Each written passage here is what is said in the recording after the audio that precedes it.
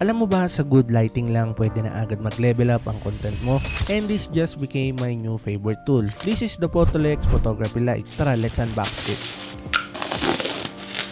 Inside the box, andyan yung projection cover, 20 shadow gobos, silicone diffuser, Type-C cable, a carrying pouch, and syempre yung Photolex Photography Light. Meron niya itong 4 colors, orange yellow, warm white, ice blue, at glam red.